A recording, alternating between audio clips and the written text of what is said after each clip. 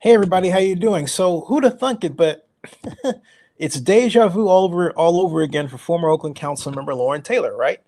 Because Loren, he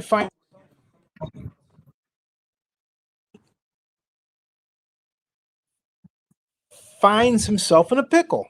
There's no other way to describe it. I mean,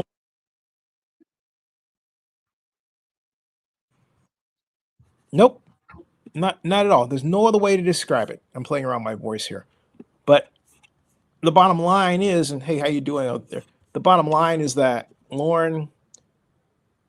Let me give you an idea of where we're at right now.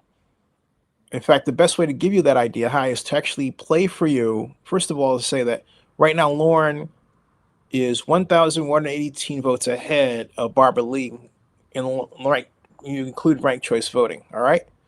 Uh, here is okay. Here is. In fact, let's review that. Right now, according to the election results, initially the initial votes were 23,000 362 for Loren. Initially, then Barbara was 22,142. And so again, I repeat, that was 23,362 for Loren, 23,362 for Loren, and then 22,142 for Barbara. That is an initial 620 votes difference. Okay? Yeah, 600. Maybe recalculate that. 23,362 minus 22,142. That's 1,220 votes. Well, I did that. That was 1,220 votes difference. But when you throw in ranked choice, that difference drops to 1,118 votes. Now, that's different from 2 years ago. And here is what happened 2 years ago. I'll play it for you for grins, all right? Well, not for grins, but for a necessity of showing you that this is indeed, for Loren, deja vu all over again. Watch.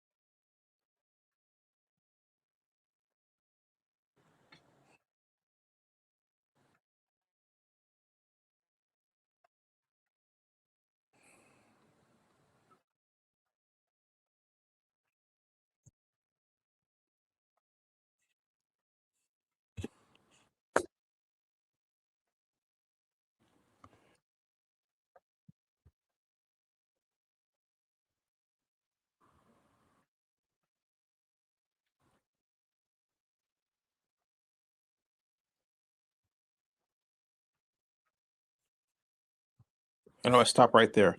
That's the big difference. The other difference, folks, is that in this election, you had far fewer downstream candidates that commanded thousands of votes. For example, Ignacio de la Fuente in that race, I believe, cleared 15,000 votes. You don't have candidates in this race who have attracted that many voters. And so what they have to give isn't as much. But when they've had to give something, Barbara does leave it out. And here is the main problem. Nobody knows how many ballots are out there. The registrar doesn't tell you in its data. And just like a couple of years ago, these votes were seemingly coming out of nowhere because there was no tally saying, hey, look, we have this many to count. And here's the number. And it's not in black and white. So there's no countdown. It's a black box out there. And so basically we have the same black box syndrome that we had 2 years ago. The votes are back there someplace. Now, a number of people say that flatland voters tend to turn in their ballots later. They don't participate in early voting as much. And so we're only just beginning to see what the runs look like, and they will change as they unfold in the subsequent weeks. But the fact remains that Barbara has a smaller gap to close with respect to ranked choice voting and catch up today than Loren had 2 years ago. And that should give Loren's campaign some worry. That plus the fact that nobody knows how many votes are actually out there. We can't trust the 44,000 number. And again, the registrar is not telling us, and the county is allowing this, even in spite of Loren's letter out there saying, hey, look, let's make this an accurate count, no controversy this time, which I blogged about. Well, we already have count controversy because we simply don't know. Again, I call it black box syndrome. That's what we have. We have black box syndrome. Wow. Congratulations to Charlene Wang for winning.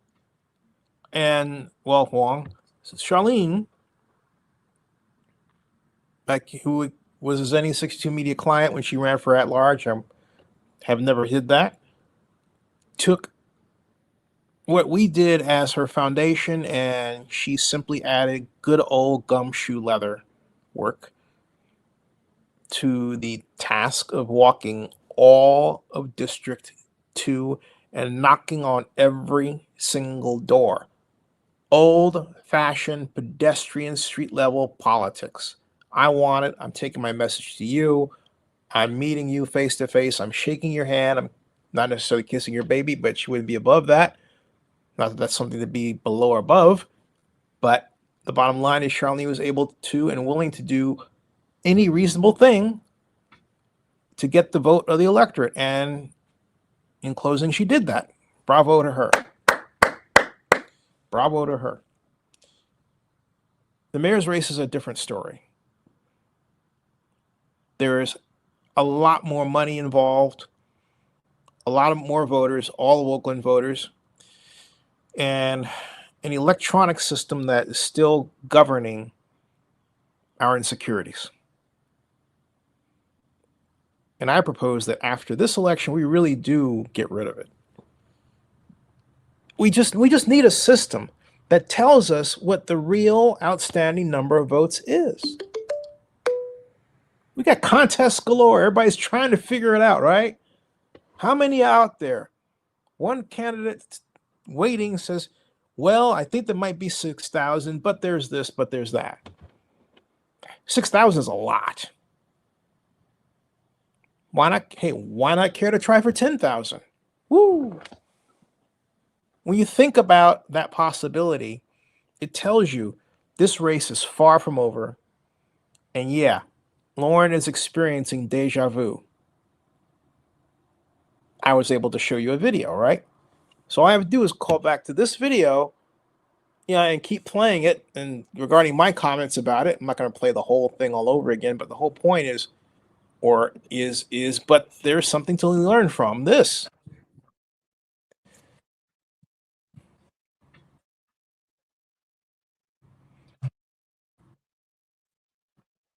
Two years ago.